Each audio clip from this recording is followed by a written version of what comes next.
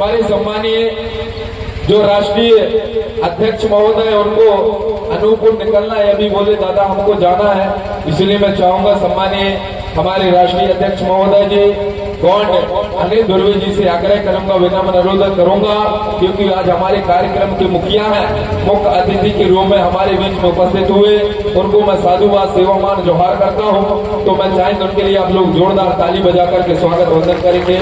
मैं आमंत्रित करता हूं सम्मानीय धुर्वे जी को। धन्यवाद।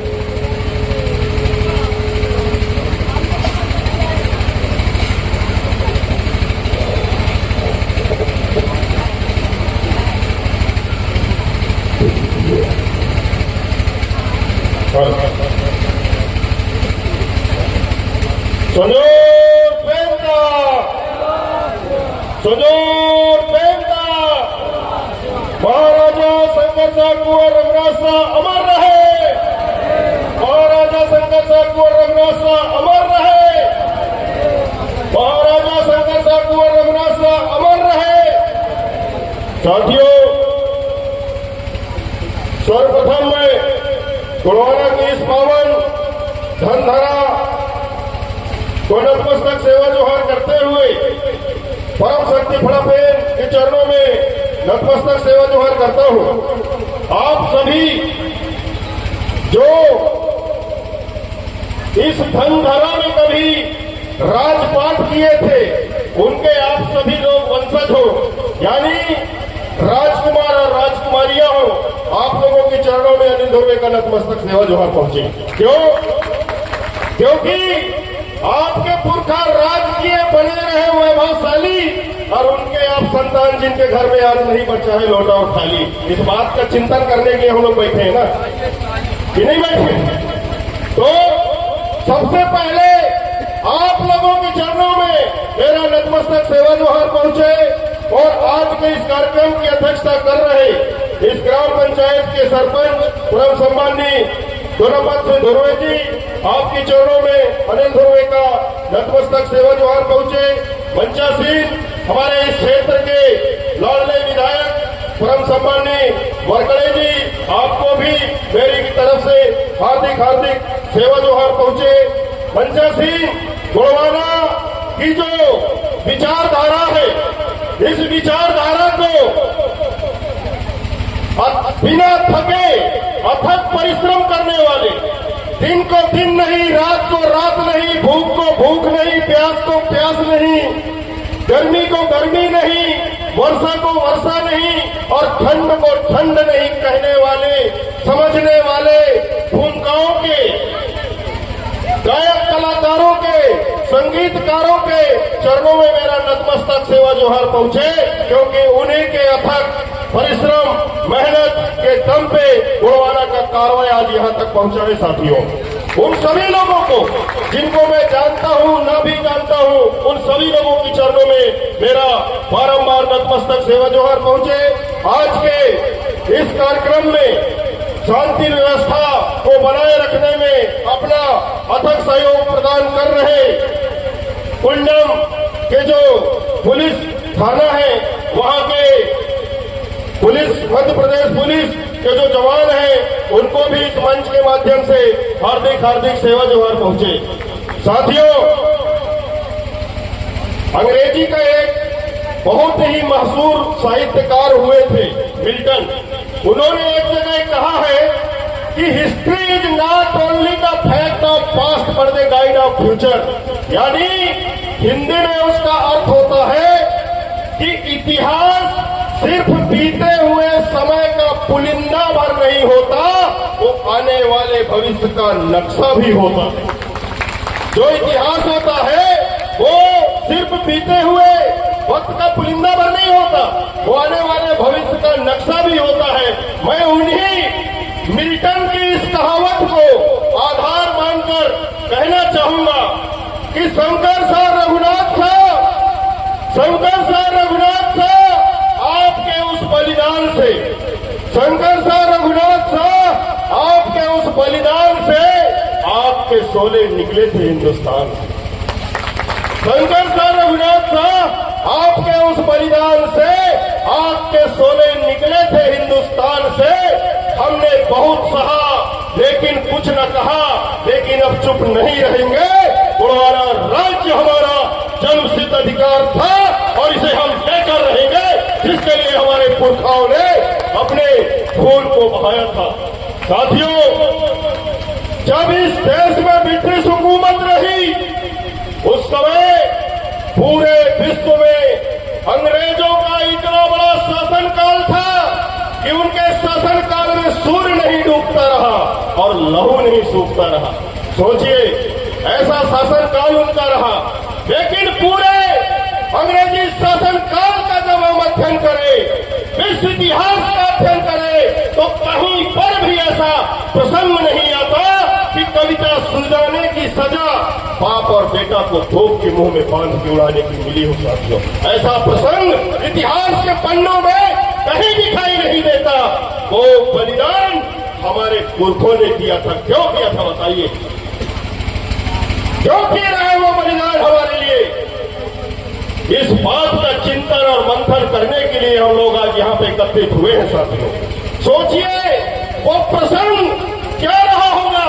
एक 70 साल का बूढ़ा, शंकर शाह की उम्र, महाराजा शंकर शाह की उम्र उस समय 70 वर्ष रही। 70 वर्ष के उम्र में उनने कैसे अंग्रेजी सरकार को ललकारा था। साथियों, इस बात का चिंतन हमको आज यहाँ पे बैठ के करना पड़ेगा। सोचिए, 70 साल की उम्र में विश्व के सबसे बड़े जो शासक करता रहे, उनके नजर से नजर मिला करके अपने गोंडवाना के आन बान शान और मान सम्मान स्वाभिमान को महाराजा शंकर शाह कुंवर रघुनाथ शाह ने झुकने नहीं दिया। तो आज हमको इस बात का भी चिंतन करना होगा कि 1857 वो जब शंकर शाह रघुनाथ शाह को तोप के मुंह में बांध के उड़ा दिया गया, उनकी लाश के चीथड़े उड़ गए। उन चीथड़ों को एकत्रित करके रानी फूल कुंवर मरावी ने कैसे उसका अंतिम संस्कार किया रहा होगा, इस बात का चिंतन हमको करना होगा। साथियों, सोचिए, एक 65 वर्ष की महिला अपने पति और अपने नौजवान बेटे के शव के टुकड़ों को एकत्रित करके अंतिम संस्कार करती है और अंग्रेजों के खिलाफ फिर तलवार लेकर मैदान में आ जाती है। ऐसी वीरांगना महारानी फूल कुंवर मरावी की जय हो और गोंडवाना की सदा विजय हो। हमने देखा 2001 में जब मैं गोंडवाना राज संकल्प यात्रा का शुभारंभ मंडला में राजराजेश्वरी के प्रेम खाना से जब चालू हम लोगों ने गोंडवाना गणतंत्र पार्टी युवा मोर्चा के माध्यम से किया और जब हम मंडला को संभालने का काम किए, तब समझ में आया कि महारानी फूल कुंवर मरावी अपने पति और अपने बच्चे के जो 100 के टुकड़े रहे, उन्हें एकत्रित करके अंतिम संस्कार करती है और अंग्रेजों के खिलाफ में लड़ती है। और 20 मार्च 1858 को वो भी वीर गति में शहीद हो जाती है। आपके मंडला के खारी नामक गांव पे, वहां पे फूल सागर नामक एक गांव आज भी बसा हुआ है। हमने उस यात्रा के दौरान वहां पे रानी फूल कुंवर मरावी के नाम से जब एक बोर्ड गड़ाए, हम लोगों ने जब वहां एक बोर्ड गड़ाया, तो संयोग की बात है कि कुछ दिन बाद हमारे प्रदेश के तत्कालीन मुख्यमंत्री परम सम्मान्य शिवराज सिंह चौहान जी मंडला में आते हैं और वहां के पॉलिटेक्निक कॉलेज का नाम रानी फूल कुंवर मरावी पॉलिटेक्निक कॉलेज है। 20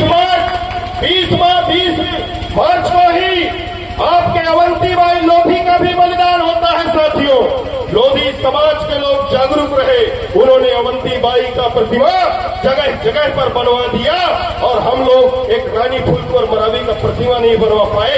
सोचिए, हमारे समाज की चिंतन करने की क्षमता कितनी है। गलत बोल रहा हूं बताइए? सही बोल रहा हूं कि गलत बोल रहा हूं?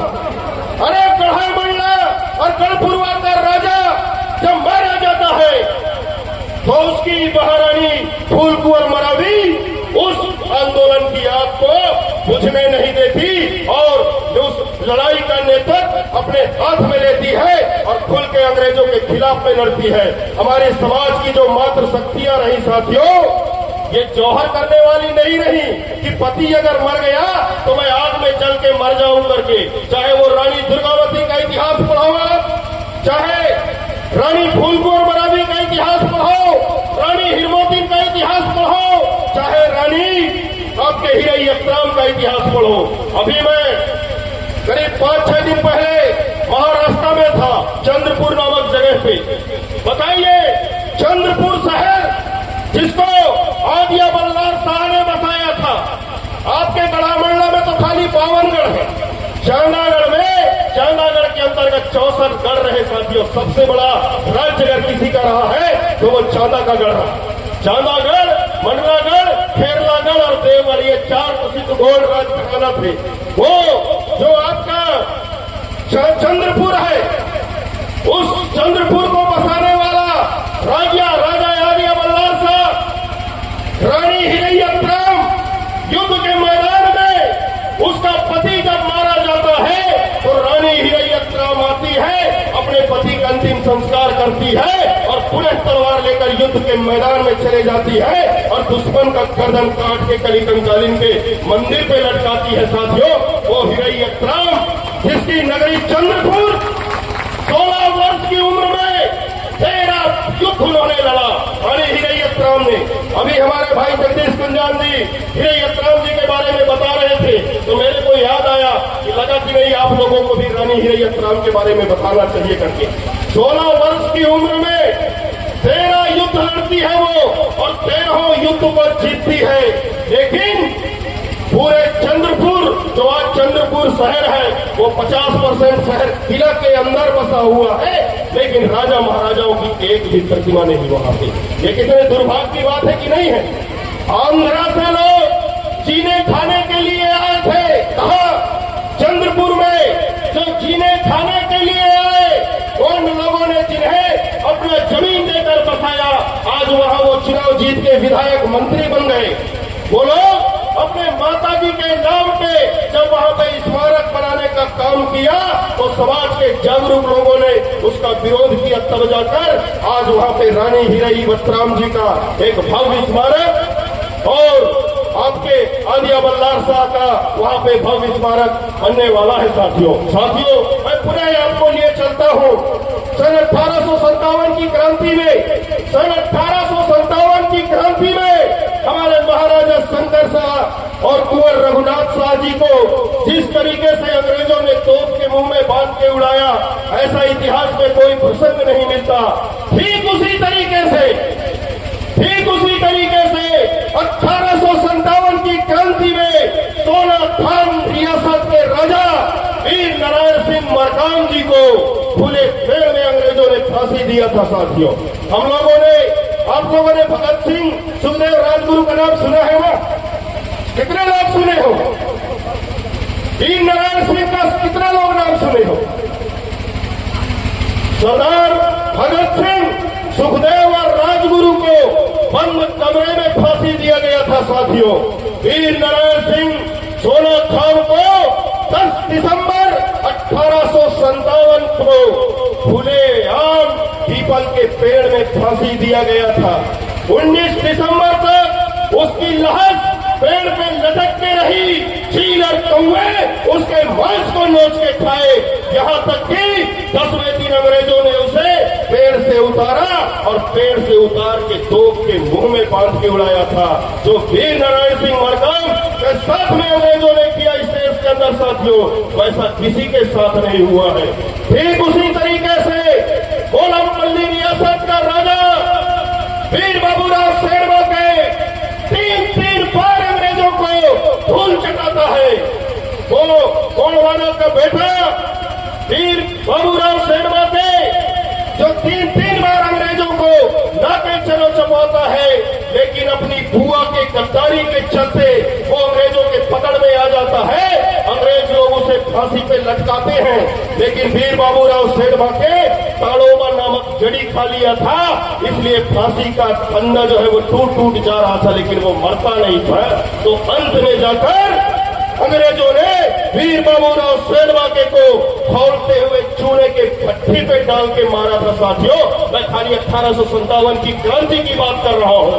एक आपका गढ़ा मल्ला था जहाँ शंकर शाह रघुनाथ साहब को तोप के मुंह में बांध के उड़ाया गया। एक सोना खान रियासत था इधर छत्तीसगढ़ में, वहां के जो जमींदार हमारे वीर बाबूराव वीर नारायण सिंह सोना खान को खुलेआम पीपल के पेड़ में फांसी दे के मारे। और उसी 1857 की क्रांति में उधर सुदूर तेलंगाना और महाराष्ट्र के बॉर्डर में जो मोलमपल्ली, अहेरी और चांगा का क्षेत्र है, वहां वीर बाबूराव सेनवाके को खौलते हुए चूने की भट्टी में डाल के जलाया गया। ऐसे हमारे पुरखा लोगों ने इस देश की आजादी के लिए लड़ाई लड़ा था। तो हम दावे के साथ कहते हैं कि इस देश की आजादी की लड़ाई में अगर पुरखों ने हमारा लहू बहाया है तो राजपाट में हमारा हक और हिस्सा क्यों नहीं? ये सवाल होना चाहिए कि नहीं होना चाहिए? देश की आजादी के बाद चाहे आपका ये बरगी डैम हो, चाहे उधर बाण सागर का बांध हो, चाहे इधर आपका कान्हा टाइगर रिजर्व फॉरेस्ट हो, चाहे उधर आपका जो शहडोल, अनूपपुर, उमरिया, सीधी, सिंगरौली जितने कोल माइंस के एरिया है, सारे के सारे सेंचुरियन पर सारे के सारे बांध, सारे के सारे खदान हमारे आदिवासी क्षेत्रों में ही सबसे ज्यादा विस्थापन और पलायन देश की आजादी के बाद में किसी का हुआ है साथियों, तो वो हमारे समाज का हुआ है।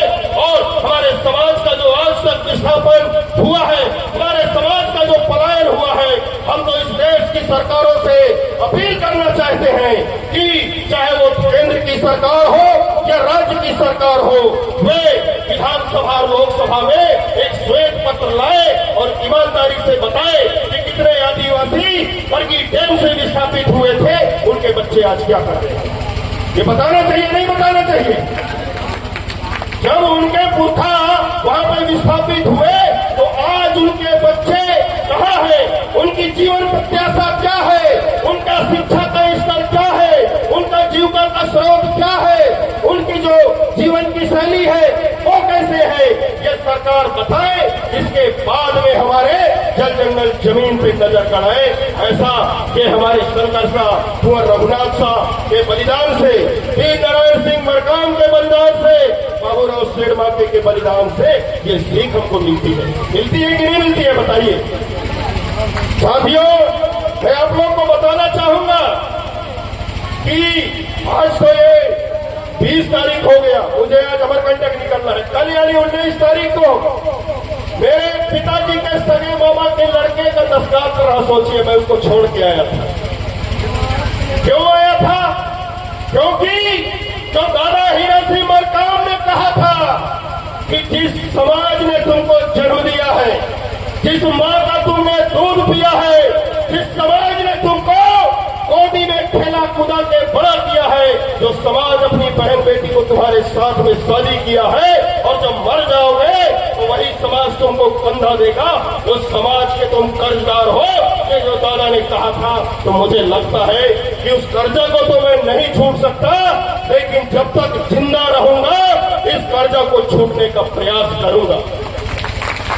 और ये प्रयास आप हम सबको मिलकर करना पड़ेगा।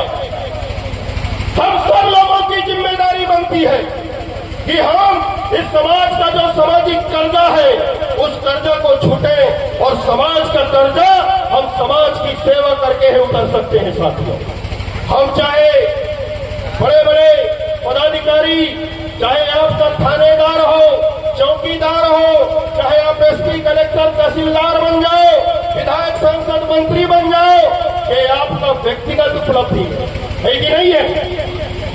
किसी का तहसीलदार बन जाना, विधायक बन जाना, सांसद बन जाना, मंत्री बन जाना उनका व्यक्तिगत उपलब्धि है कि नहीं है?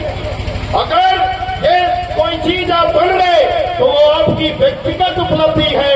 आपकी सामाजिक उपलब्धि तब होगी जब आपका समाज भी आपके जैसे खड़े होकर अपने हक और अधिकार को प्राप्त करेगा, तब हम कहेंगे कि हमने समाज में कुछ किया है। ये व्यक्तिगत उपलब्धि तो बहुत लोग करते हैं, हम दो हमारे दो, समाज को भाड़ में जाने दो, यही तो चला है अभी तक ना, कि नहीं चला है? बताइए, इतना बड़ा समाज, हमें ताज्जुब होता है गंगा नदी के किनारे से आप चलो तो सुदूर दक्षिण के गोदावरी और कावेरी नदी के किनारे तक, इधर आपके स्वर्णरेखा नदी के किनारे तक सबसे बड़ी आबादी किसी की है तो गोंडवाना के मूल निवासियों की है साथियों। सबसे बड़ी आबादी गोंडवाना के मूल निवासियों की आबादी। इतिहास को देखें तो गोंडवाना का इतिहास ऐश्वर्यशाली इतिहास, 750 वर्षों तक राज करने का इतिहास, सोने के सिक्के चलाने का इतिहास, जिनके राज में चोर उचक्के नहीं हुआ करते थे। ऐसा गौरवशाली, वैभवशाली, ऐश्वर्यशाली इतिहास किसका? गोंडवाना का। लेकिन वर्तमान देखो तो क्या है, क्या है वर्तमान? जो समाज धर्म को पैदा करने वाला समाज आज जो 5 किलो राशन की लाइन में लगा है, ये है हकीकत साथियों आज हमारा, है कि नहीं है साथियों? दादा मरकाम का जो ये आंदोलन है, ये आंदोलन स्वाभिमान को जगाने का ये आंदोलन है, जिसका स्वाभिमान जग गया। जो समाज अपने पुरखों के इतिहास को पढ़ लिया, जिस समाज को उनके पुरखों के स्वाभिमान, उनके पुरखों के शौर्य से, साहस से, संघर्ष से और उनके बलिदान से जिस समाज को ऊर्जा मिलती है, वो समाज स्वाभिमानी होता है। और स्वाभिमानी समाज अपने हक और अधिकार को किसी के छाती पे चढ़कर लेने की क्षमता रखता है साथियों, वो भीख नहीं मांगता। इसलिए दादा मरकाम ने कहा था, अधिकार हमारे जीने के, अधिकार हमारे जीने के, अधिकार हमारे जीने के। दादा हीरा सिंह मरकाम का कहना था, शेर जैसे रहना है। दादा मरकाम का कहना है, दादा मरकाम का कहना है। अरे हमारे पुरखा बताइए, जंगल में 4 पैर वाले शेर को खदेड़ के मारते रहे कि नहीं मारते? मारते रहे नहीं मारते? आज इतना डरपोक हमारा समाज क्यों हो गया? मेरे तो यही बात समझ में नहीं आ रहा। अरे जो समाज जंगल के अंदर जंगल के राजा को खदेड़ के लाठी से मारता रहा,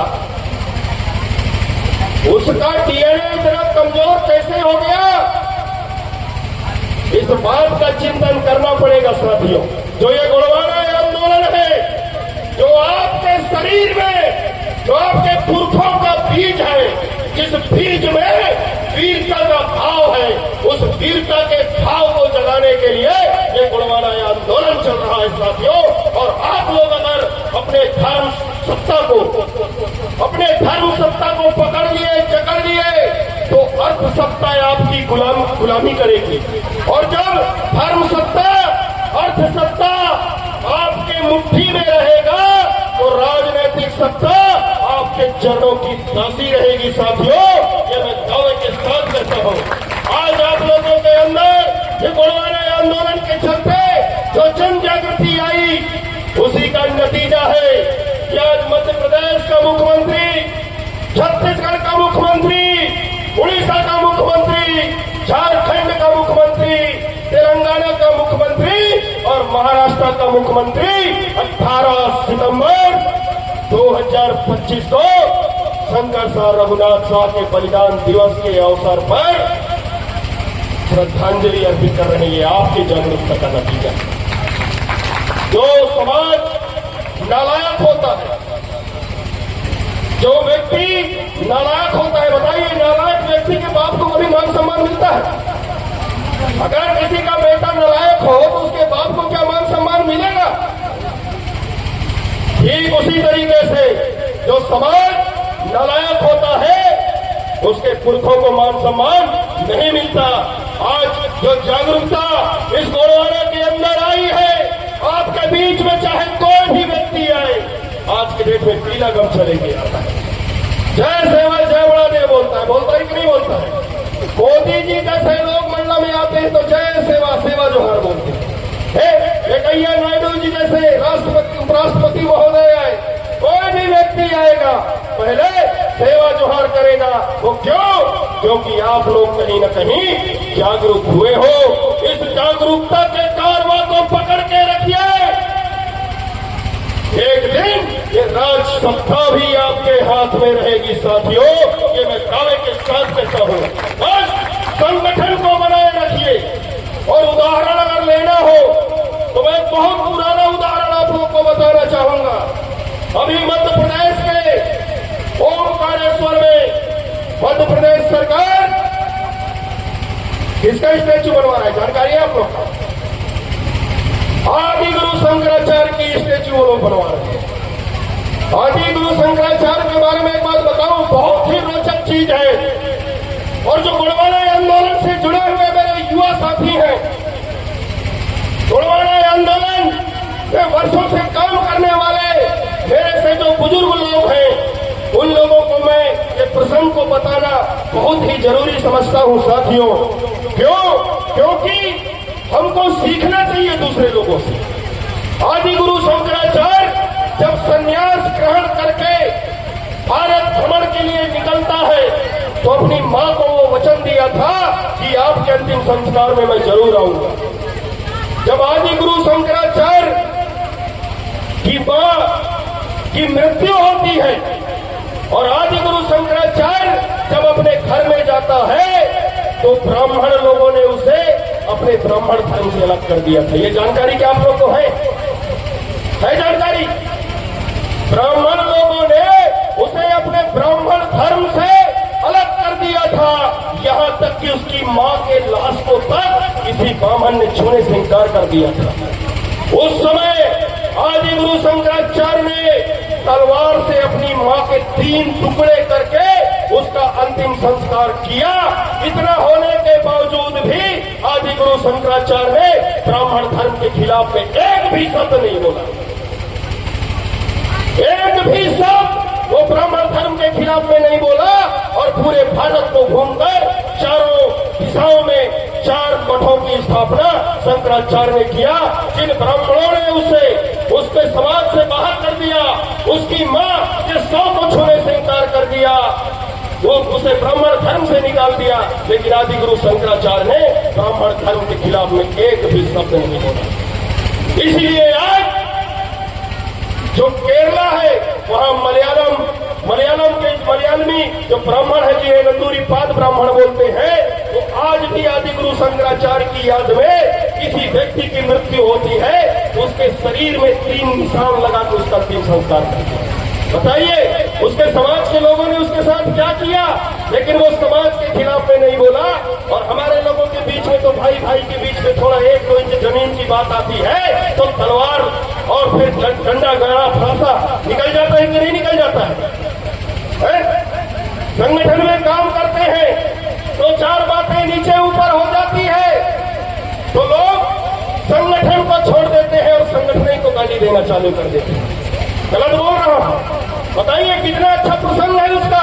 इसलिए आज ब्राह्मण समाज के लोग आदि गुरु शंकराचार्य की पूजा कर रहे हैं, जबकि उस समय उसे अपने जात से बाहर कर दिए थे। उसकी मां के 100 को नहीं छुए, लेकिन आज वो लोग उसकी पूजा कर रहे हैं। मेरा कहने का मतलब है साधारण किसान का लड़का हूं मैं, लेकिन ये गुणवाना आंदोलन की जो विचारधारा हमारे अंदर आई और आप लोगों का सहयोग मिला तो आज हम लोग नेता बन गए। ये किसके चलते? आप लोगों के चलते। आप लोगों ने साथ दिया, आप लोगों ने हमारा साथ दिया। तो चाहे किसी थाना में थानेदार को फोन करे, तहसील में तहसीलदार को फोन करे, किसी एसडीएम कार्यालय में एसडीएम को फोन करे, चाहे किसी फॉरेस्ट विभाग के रेंजर को फोन करे, वो हमारी बात को सुनता है। क्यों सुनता है? इसलिए सुनता है कि अगर इनका नहीं सुनोगे तो कहीं कल ये धुनाई न कर देंगे। ये आप लोगों की ताकत है कि नहीं है? तो मैं कब तक नेता हूं? जब तक मैं गुणवाना की विचारधारा को लेकर चल रहा हूं। और जिस दिन मेरे अंदर घमंड आया कि नहीं यार अनिल तुम भी बहुत बड़े नेता हो गए करके, उसी दिन मैं समाप्त हो जाऊंगा।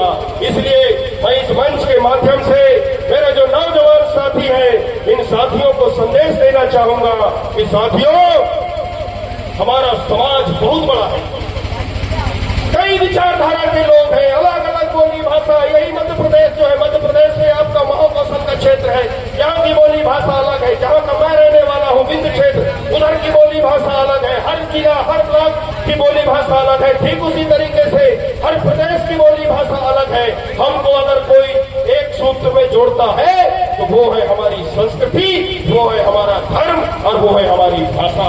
तो हमको अपने धर्म, अपनी भाषा, अपनी संस्कृति के लिए काम करना है। और ये तीन चीजों को अगर हमने मजबूत कर लिया साथियों, तो दुनिया की कोई ताकत हमको राजसत्ता में जाने से नहीं रोक सकती। इसी आस और विश्वास के साथ मैं अपने विचारों को विराम दूंगा और जाते जाते आप लोगों से 2-3 सवाल करना चाहूंगा। गोंडी भाषा की रक्षा कौन करेगा? सही में करेंगे? गोंडी भाषा की रक्षा कौन करेगा? गोंडी संस्कृति की रक्षा कौन करेगा? गोंडी संस्कृति की रक्षा कौन करेगा? गोया प्रेम की रक्षा कौन करेगा? गोया प्रेम की रक्षा कौन करेगा? साथियों, वक्त बहुत कम है। मैं अपने इस मंच के माध्यम से पूरे अपने नौजवान साथियों को एक संदेश देना चाहूंगा कि साथियों, आप लोग खूब पढ़ाई करो। पढ़ाई और लड़ाई एक साथ चलना चाहिए, ये नहीं चलना चाहिए। लड़ाई और पढ़ाई हमको दोनों एक साथ करना पड़ेगा। क्यों? क्योंकि हमारा जो समाज है ये भोला भाला समाज है और इस समाज के भोलेपन का फायदा बहुत सारे लोग उठाते हैं। मैं एक सच्चाई आप लोगों को बताना चाहूंगा साथियों कि कोई भी समाज नहीं चाहता है कि आदिवासी समाज जागरूक हो। गलत बोल रहा हूं? बताइए। कोई भी समाज नहीं चाहता है कि आदिवासी समाज जागरूक हो, संगठित बने। ये कोई भी समाज नहीं चाहता। क्यों?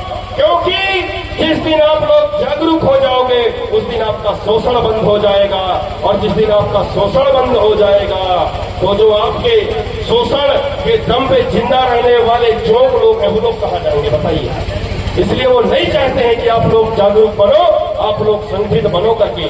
तो मैं जाते जाते कहना चाहूंगा कि शिक्षित बनिए, संगठित में रहिए और अपने बीच के प्रतिभाओं को पहचानिए। जो प्रतिभाएं हैं उनको पहचानिए, उनको प्रोत्साहित कीजिए और संघर्ष कीजिए। इसी आस और विश्वास के साथ आप लोगों ने बड़े धैर्यता और गंभीरता के साथ मेरे विचारों को सुना, उसके लिए पुनः मैं आपके चरणों में नतमस्तक सेवा जोहार करता हूं। और मैं आप लोगों से गुजारिश करूंगा कि पुनः 19 सितंबर 2026 को जब यहाँ पे महाराजा शंकर साहब, कुंवर रघुनाथ साहब की 169वीं बलिदान दिवस का कार्यक्रम आयोजित हो, उसमें आप लोग जरूर आइएगा। आप लोगों के चरणों का धूल इस मंच में पड़े। आप लोगों के चरणों का धूल जब हम जैसे लोगों के मंचों में, हम लोगों के मस्तक पे पड़ता है तो हमारा जो उत्साह है ये 7वें आसमान में चला जाता है। तो पुनः अगले साल के कार्यक्रम का आमंत्रण देते हुए पुनः एक बार आप सभी लोगों के चरणों में मेरा नतमस्तक सेवा जोहार पहुंचे। साथ ही साथ आज के इस कार्यक्रम की जो ये आयोजन समिति है उसमें प्रत्यक्ष और अप्रत्यक्ष रूप से सहयोग करने वाले गोड़वाना के सभी शुभचिंतकों के चरणों में अनिल धुर्वे का बारंबार नतमस्तक सेवा जोहार पहुंचे।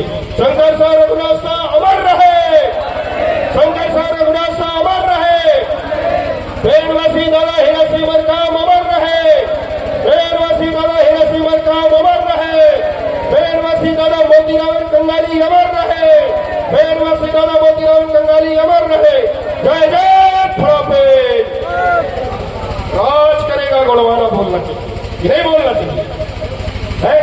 जय जय फड़ापेट, जय जय फड़ापेट। धन्यवाद साथियों।